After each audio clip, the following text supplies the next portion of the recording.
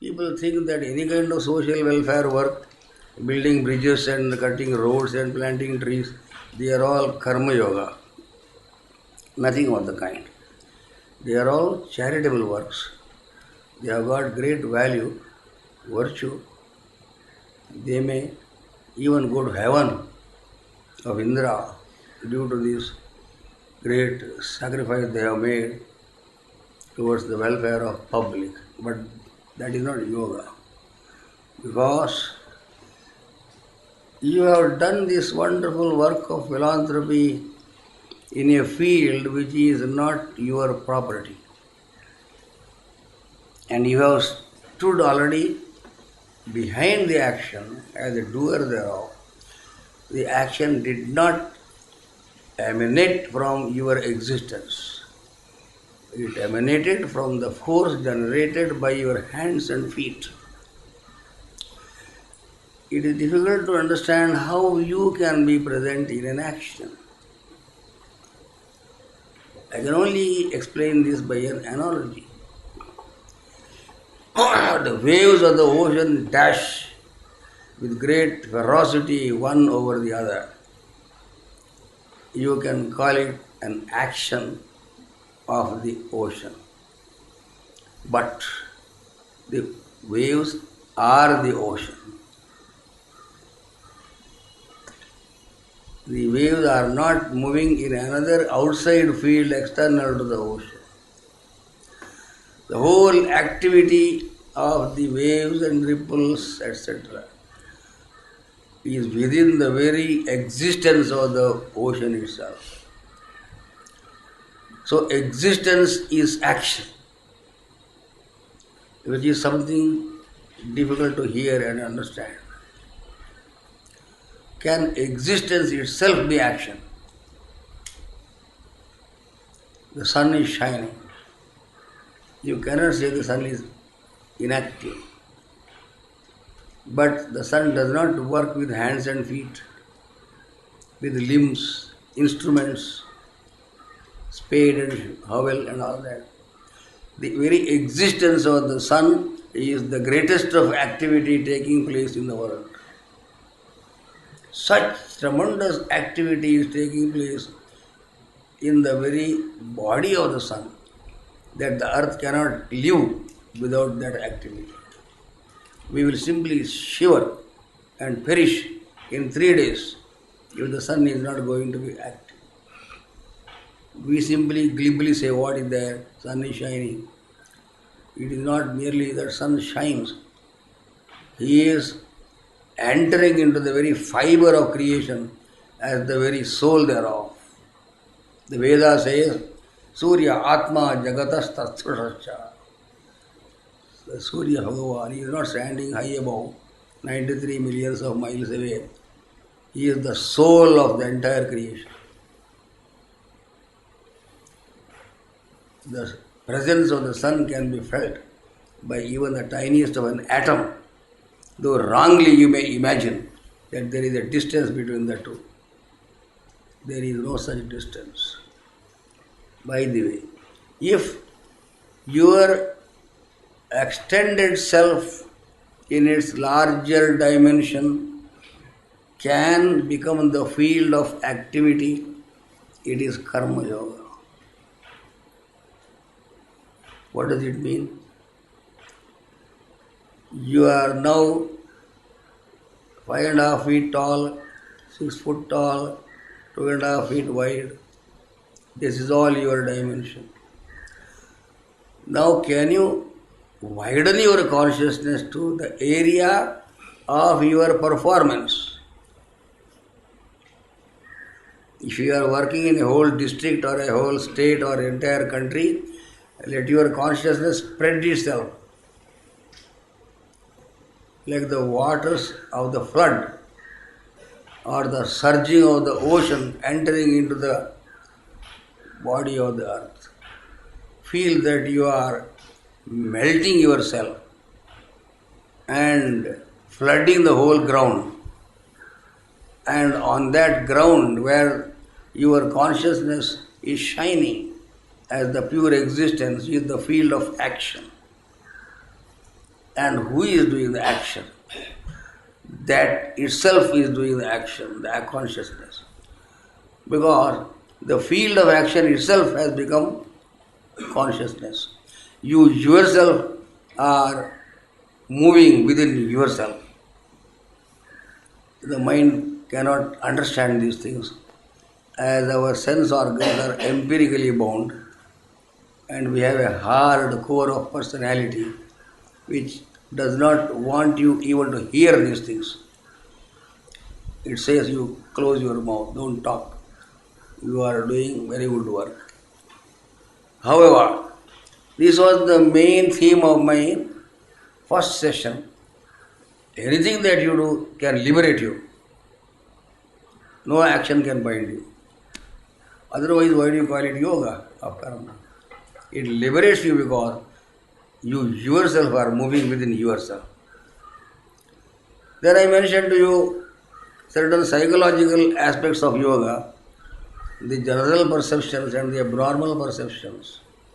How we come to know that there are things outside by an externalization of consciousness through the sense organs, and how we get emotionally stirred up and then find ourselves bound in a mysterious way, the meaning of which we cannot understand. Now I don't go further along this line because I am here coming for one day in a week. I want to go directly to the subject which is going to free you from turmoil, namely the direct action of meditation. All success in life, whatever it be, is a result of concentration of consciousness. If activity, as to repeat what I said, is outside the consciousness, it cannot yield any fruit. People cry, so much I have done, nobody is grateful to me. I quit this world without even a thanks from people. Why should they thank you? Because you have not done anything. You have only moved your fingers and spread the instruments of action outside, and you stood apart from what you did. Therefore, a person who stands apart from what has been done cannot reach the benefits of that action. Meditation is also an activity of consciousness. You may think that meditation means intensely being conscious of some object. By object you mean something that is standing in front of you, looking outside you, standing or sitting, etc. You cannot be benefited by anything that is standing outside. It is like the lot of money that is in the Reserve Bank of India. It is there, but what does it matter to you? You are not going to get anything out of it. Even if you are the governor of the Reserve Bank, you cannot touch that money. You are sitting on it, but it is not yours.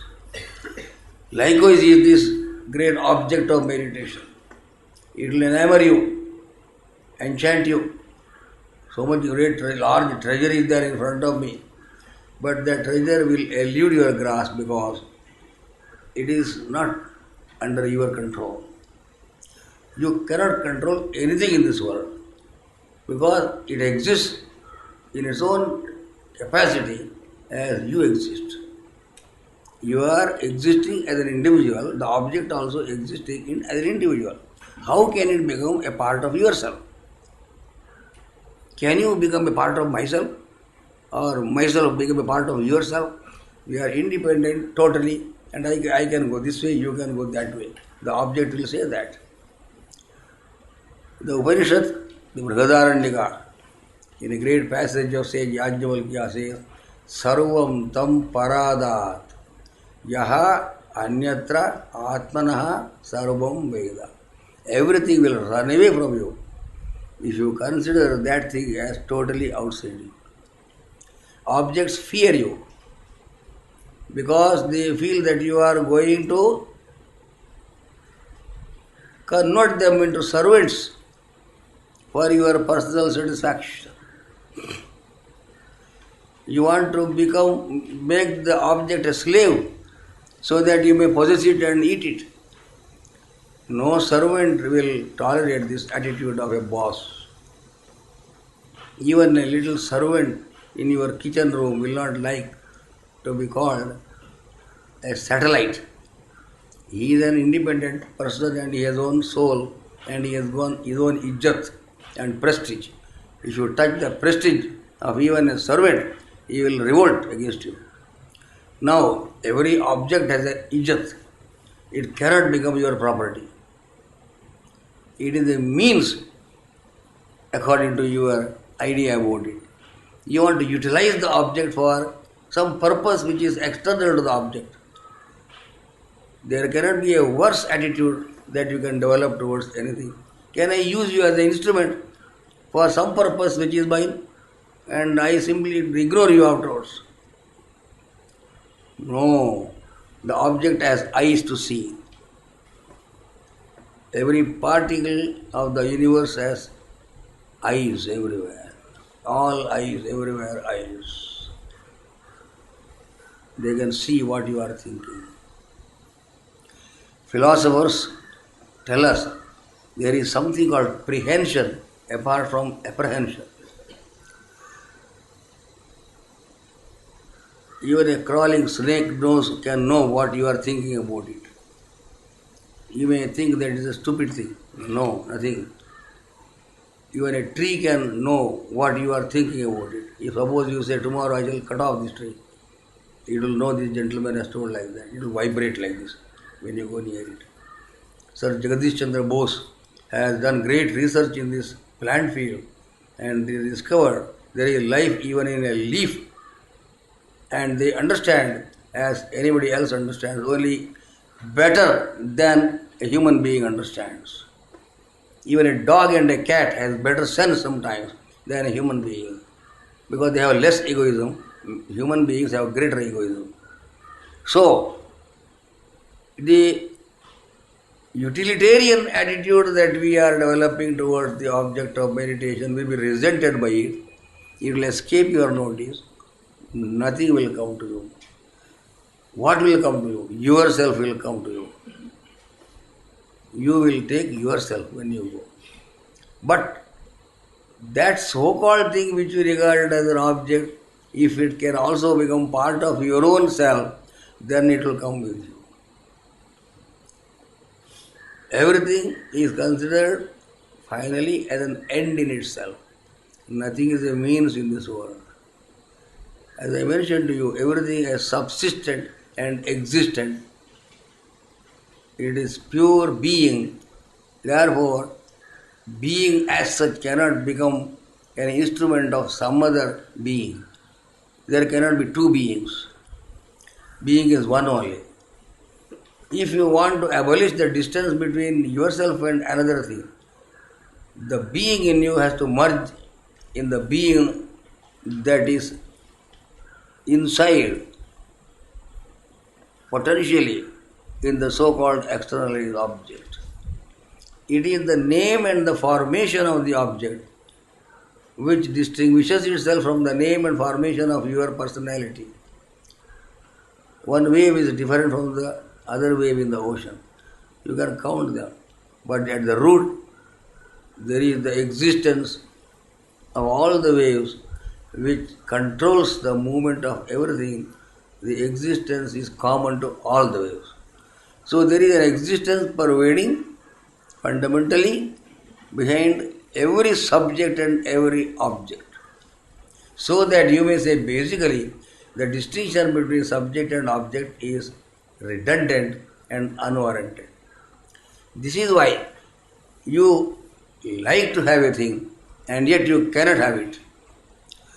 The wanting a thing is due to the basic connection that exists between the two existences. Therefore, frantically you run after something, I want it.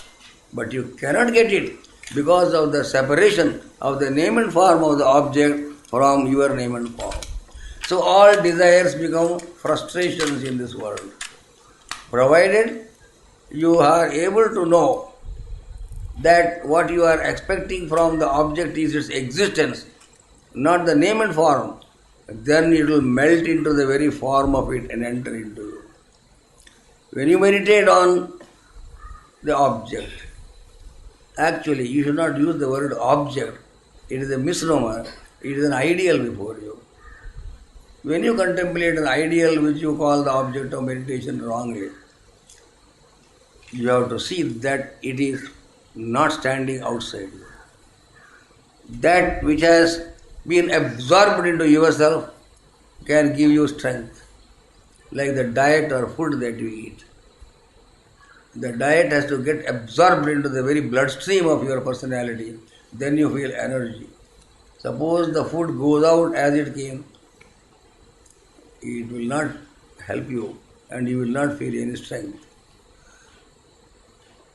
To mention to you, I may say, you have not only to think that ideal, you have to actually bathe yourself in that ideal.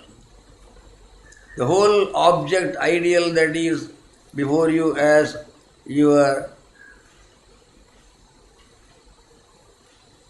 concentration point should get liquefied as it were, and pour itself on you.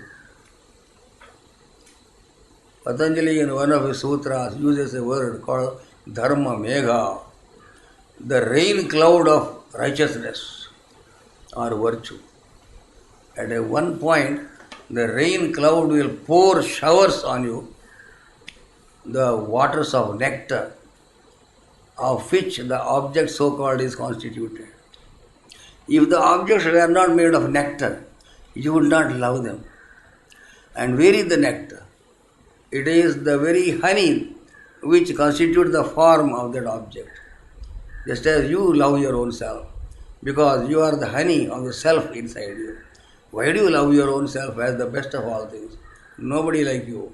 You think this is the best of things. It must survive under any circumstance. Why? Because most beloved thing is inside you. That most beloved thing is there also. So let that beloved become one with this beloved. Not as two partners, but nectarine communion of two tanks of water, as it were, where you do not know which flows into another, which other one. This analogy also is given in Patanjali. Meditation is the flow of consciousness towards the object and the reverse process of the flow of the consciousness of the object into you, like the movement of waters of two tanks on an equal level. They will move this way, that way. You do not know which one is moving in what direction. Then you will not know whether the object is meditating upon you or you are meditating upon it. It wants you as much as you want it. Why is it so? Because it is also a self like you. You have forgotten that it has the root of potential selfhood, and you are wrongly considered it as a utilitarian instrument, nothing of the kind. Just as you would not like to be used as an instrument of somebody, any object also will not like it. It will resent and your grasp, it will run away. Nobody can get anything in this world, money, name, property, land, whatever it is, everything will be a bereavement because you consider it as something outside. You go like beggars, as we came from the world of other regular. Poor that we are, as we are born, poor that we will be going out, and rich we appear in the middle. No, this should not be the case. Rich as you are, you come, and rich as you go, and rich as you be. Rich with potentiality of perfection. So, you must be very clear about what you want when you are starting meditation. You want utter infinitude of perfection. This is what you want. The endless, infinite expanse is what you are wanting. You are struggling inside with the so-called finitude of your existence. How poor I am, a little being, unwanted by people. There are so many others. Am I one of them? What is the use of this existence? There is a desire inside to control everybody else. and make them your own. So that wrongly you imagine by exercising authority on others, they become you. No, they cannot become you. They will only socially cooperate with you, but they can socially separate yourself from others. The necessity to understand the connection between what you want and yourself is very important. Finite things cannot satisfy you. A little blessing is not sufficient. You want large blessing, endless blessing, unending blessing. Even if you have the whole earth under your control, you will want the skies and the stars. What is the good of this little earth? Perishable is this world, perishable is this body. All this possession, all that you have, you thought that you obtained will go one day. You want imperishability, not merely infinitude. Infinitude is the negation of spatial distance, and perpetual existence is the negation of the time process which limits everybody to some period of time. Nobody wants to live merely for a period of time. It must be long. Why should I perish? I want to continue. But continue not like a little worm, but like an expanded being. So you want to continue endlessly defying the controlling power of time process, but at the same time you do not want to continue like a little creeper located only in one place, but an expanded being. Infinitude and eternity coalesce together in the aspiration for the Almighty God, Supreme Being. That which you call the absolute Brahman consciousness, whatever it is the blend of eternity and infinity. Spaceless infinitude and timeless persistence. This is God's nature. This is what you are asking for. These little things on which you are meditating or concentrating upon in meditation are representations of this infinitude. Every finite is a potential infinite. Because the whole ocean is behind every wave, as I mentioned to you. Let there be millions and millions of little ripples, but the infinite ocean is at the back. So is the case. You can concentrate on anything in this world, just as you can concentrate your mind on any wave, it is equal to concentrating on the whole ocean itself. If you have touched the waters in Bombay shore, you have touched the waters of New York at the same time. They are not distant. They are one body only. Likewise, if you touch the body of a particular object, you have touched the whole cosmos. Just as when you touch a little toe of your body, you have touched the whole body. The entire body will know that you have touched a little finger or a toe. The whole universe is one big body, an organism, a living being by itself, in which you are also included. So it is all vibration of life everywhere taking place. Dead matter never exists. So you are not thinking that I am meditating on an idol, a murti, a photograph, a diagram. Don't think like that. They are all geometrical patterns, name-form complexes of a basic, ubiquitous, perpetual vibration of the center of the cosmos. Even the littlest of things is the body of that universal being. There is a science called Rasayana Shastra, where they convert matter into a powerful potential remedy by rubbing it, pounding it, making it fine. The idea is the cosmic dust that was prior to the Big Bang is present even now in the little sand particles of the bank of rivers. Oh, get a wonder to hear all these things. The whole world is made up of that so-called cosmic dust. Actually, it is not a dust. We have no word to explain, so the scientists call it dust. It is a vibratory quantum of center which they say in a most mysterious way expanded itself into the space-time world that we see. But who expanded itself? That which existed prior to this so-called creative action of Big Bang, I am mentioning the modern language, that exists even after that.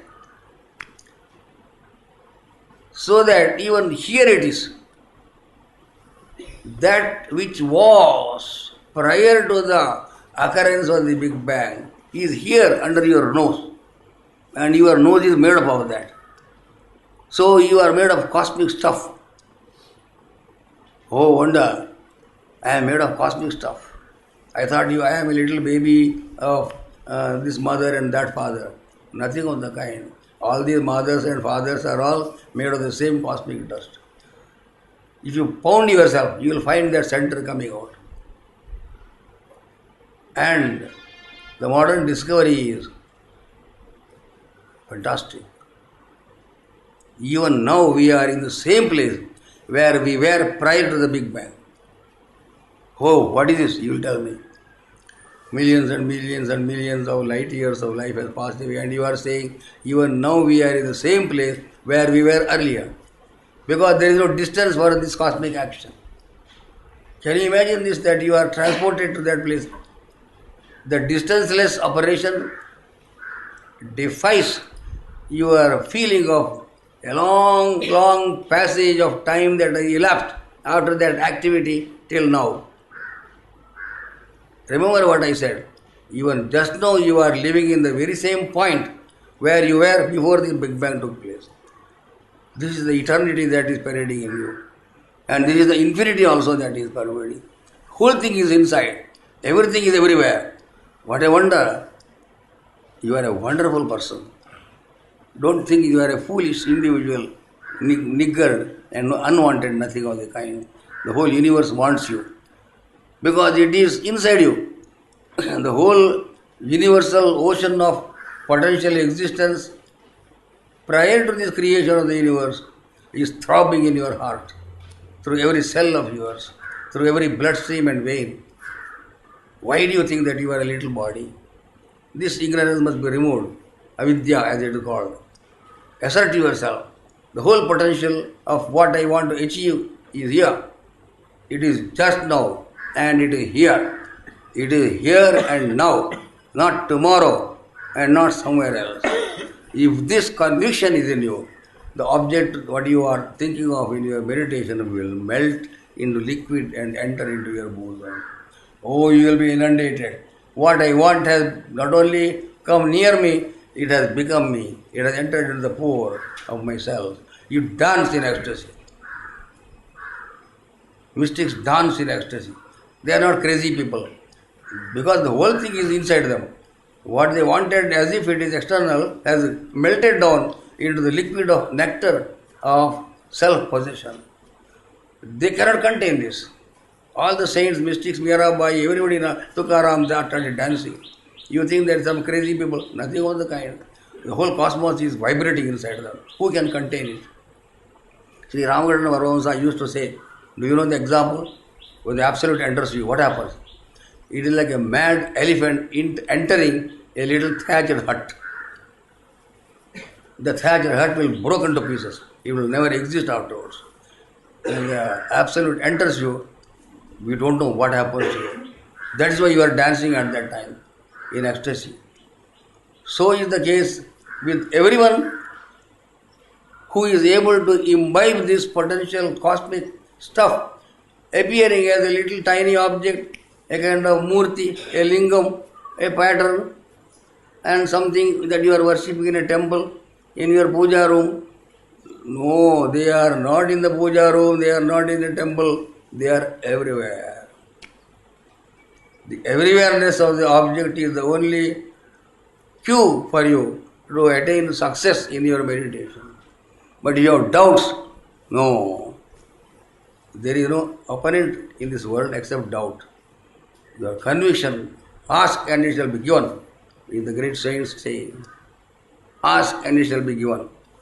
But your soul must ask, not your tongue and lip and all that. When that which is everywhere is speaking inside you, I want, and that which is everywhere must come to you. And now it must come, not tomorrow.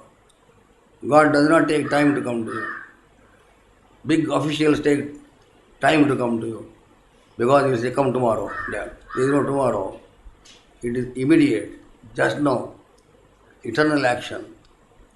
That is the capacity of even a little object of meditation, which you think as a tiny thing. What is there? So many years I am meditating, nothing comes out. How can something come out when you are basically cutting the ground under your feet by imagining that it is a utilitarian object and it has no connection with you? It is only an instrument. There are no instruments in this world.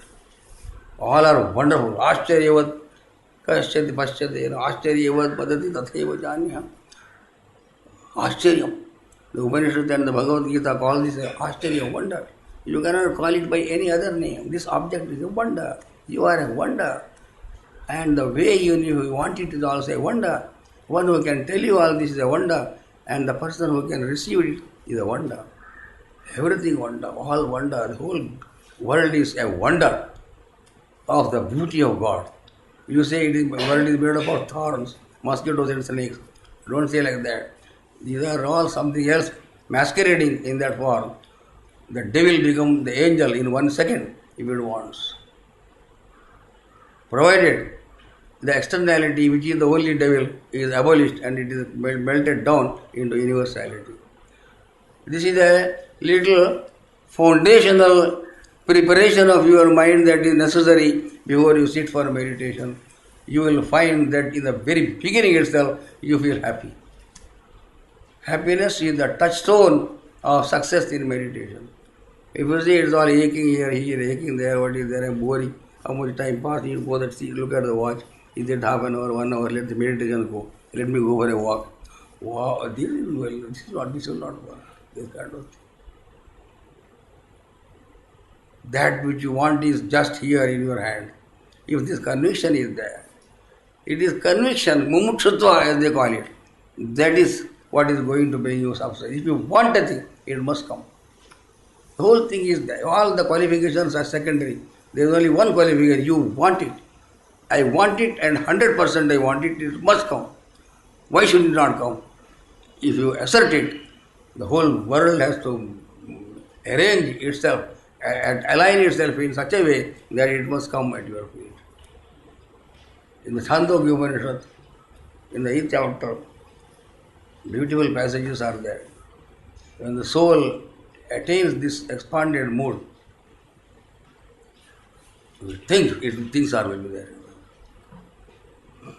Whatever it is, the past, present and future will melt into the present and come here. You should not say, this is not possible for me. I am a poor man. No. You are not a poor man. You are a very valuable person. You are the child of immortality. Amartasya putra, says the Upanishad. You are the son of the eternal nectar. Amartasya putra. This is how the Upanishad calls you. It does not call you the poor son of a poor father. No. The eternal Father is represented in your eternal form, in the object of meditation, in the very process of your action. Even by hearing this, you must be immensely happy.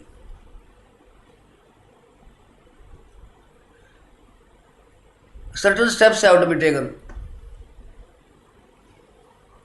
You must have some time to sit. When you are about to sit for meditation, other engagements must be set aside. Suppose you say, I have to catch a train after half an hour, then you should not do meditation at that time. Okay, you go, finish your work, then do it. Till tomorrow, I have no work. Then the mind will say, okay, let me sit. At least for another 6 hours I have no work. Okay, all right, you'll agree. But immediately you have got an assignment, then you should not sit for meditation. Your health is okay, and you have no ache in the body. You are satisfied for the time being. You have taken your bath, you feel fresh. The sun is rising in the east. You are facing it, seated in a fixed posture. You are taking a deep breath like this, and the energy of the sun through the air that pervades is entering into your nostrils. Like this, you breathe like this, expand your chest, and your lungs get expanded. Fresh air enters into you. Do a little bit of breathing. I am not telling you to do any kind of complicated pranayama. A little deep inhalation with an expanded body like that. Throw your arms like this. Hold it for a second. Do it 25 times, 30 times. Energy will enter into you. Then close your eyes and do this technique that I have just now explained to you. And see how long you can go on thinking like this. After a few minutes, if you find that it is tiring, the mind is not catching, stop the meditation. You do like this. Then again start. The same meditation like that. After 10-15 minutes, you say you are again tired. Get up, walk. You will again sit in meditation. You feel drowsy, go inside the bathroom and splash your face with cold water. And then you will be refreshed. Sit again like this. Go on persisting like the story of Robert Bruce. He was a Scottish soldier who was defeated so many times in war, and he was disappointed. He was sitting under a tree. What is the good of all this battle? Every time I am defeated. This is a poem, Robert Bruce. You must have heard in younger days. He was looking like this, disappointed, and you saw a spider was trying to climb up. It went a little bit, it fell down. It went up, again fell down. So many times he tried, little, it fell down. Finally, it touched the point. Oh, this is a lesson for me, he said. I have failed as many times as this animal, this spider has failed. He got up with a great conviction, I shall win, and he won victory. And the mind has to be drawn little by little, like the work done by an intelligent wife of a husband who was in the Tower of London or some tower. He was imprisoned in a tower, and she wanted that he should be released, but the authorities will not release him. They may even execute. So he was looking there far off, and she was looking what to do. She thought what to do. Very intelligent lady she was. She understood. Oh yes, some method is there. What she did was, he caught hold of a beetle crawling like this. It has got 2 tentacles like this. What she did was, she smeared honey at the end of these tentacles, and it started moving because of the smell of honey. It would lick it. But it cannot lick it because tentacles are projected outside. So it was moving further. To the tail of that little beetle, she tied a very fine silken thread, the weight of which the animal, the creeper, would not know. She let it like this on the wall of the tower. It was going like this, little, because it wanted the honey. It never ending, it going on like that. It reached the top. She told, catch hold of that silken thread. Then afterwards she tied a little white thread which you are using in office to pull it and the thread. Then afterwards he pulled a little sutri, then find a rope. Get down, he said. And he simply came down from there. He succeeded. This is one interesting thing. How intelligent this lady is to bring that man down. This is how you have to, this is also very terrible thing, this mind. It will not listen to you, whatever you do. All right, I have heard everything, but it will say, the but comes in the middle. I have got so many problems, I have got family, mother sick and all, anything, so many complaints will come. Let them be there, but you are going to get everything that you want. And don't you have the satisfaction of you are going to get what you want? Success is bound to come because the whole creation is a success of God's activity. Failure doesn't exist anywhere. Everything is beautiful. Always see beauty everywhere. Everywhere beautiful things. Everywhere is perfection. Everywhere grandeur. Everywhere the face of God is shining. Sarvataha panipadam tat. Sarvadotri shiromukam. Sarvata shrutimaloke. Sarvam amriti drishtati. What does Bhagavad Gita say? Sarvata panipadam tat. Where is God? Oh, how far? Brahmaloka, beyond, beyond, beyond. No. Sarvata panipadam. Everywhere the feet and the arms of God are spread out like this, like this. Wherever you touch, you will find the finger of God, or the arm of God, or the feet of God. Sarvatotri shiromukam. Everywhere eyes, like this. You are seeing walls and bricks. No, they are eyes of God and heads of God. Sahasra Shirsha Purusha, says the Purusha Sutta. Thousands of heads of your heads. Your heads are all part of the universal head only, of their Purusha. The universal head is not somewhere else. These things, little things, the trees and mountains and rivers and what you are, everything they are heads of that being only. Only you are imagining that they are outside, you are here. This outsideness is a curse, must be removed from consciousness. So, feel confident. What I want is just near at hand. Kingdom of heaven is at hand. Great Christ mentioned. Seek ye first the kingdom of God and all this righteousness. All these things shall be added unto you. Ananya chintayanto mam yajana pariyupasati tesham nityabhayotanam yogakshamam mahamyam. It is the scriptural counterpart of this kingdom of heaven is within you. How is it possible? Kingdom is so big and you are so little. How is it possible? Yes, it is possible. Possible. With this conviction, look at this promise of Bhagavan Sri Krishna as an infinite being saying, tune yourself with me. It is my duty to take care of you. Oh, wonderful, wonderful. I will tell you another story. I will not bore you much. There was a poor Brahmin and believed in the value of this shloka. Everything will be given by God. No problem, no problem. He has promised, when I think of him, everything will come. But he was so poor. The wife and children were starving. He used to go and beg and bring some rice, commodity, and he went around. One day he could get nothing. Till morning to evening he went. No, nothing of the kind. And next day the children were crying. The wife was cursing. They were all dying. We are perishing today. But anyway, he said, what do I trust? I trust the promise is there. Promise is there. 2 days, even 3 days, he was drying up. And he was also collapsing. Third, he said, this promise is faulty. No, God also tells lies. No. Those days, there was no paper. The scriptures were written on palm leaves. So Gita was on palm leaf. He took a nail and struck that shloka like this. Tore it. This shloka is false. I am dying. Everybody is perishing here.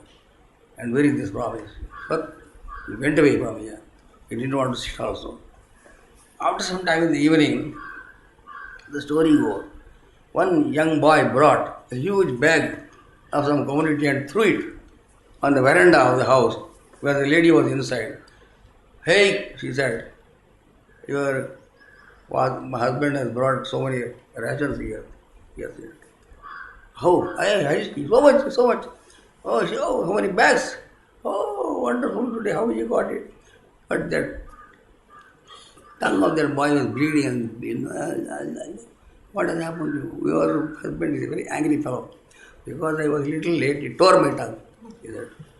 He said, what kind of idiot my husband is? Afterwards he came back. You got no sense. He said, You tore the tongue of that little boy with whom you have sent the ration.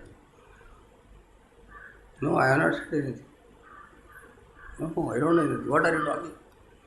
Here he looks. Oh, he cried like this, weeping like this. He cannot control himself. Oh God, what a sin I have committed by tearing your tongue. Oh, like this. This story of this Ananyas Chintayanto Mam Yajana Pariyavasde Tesham Nityabhyuktanam Yogakshavam. Ask and it shall be given. Remember this statement of Christ. The great master is telling. Do you think they are really bluffing you? Ask it from the bottom of your heart. The other soul will respond immediately. The counterpart. With this conviction, my dear boys, sit for meditation and let meditation in this sense described be your be all and end all and your ultimate blessing. Hari Om Tat Sat.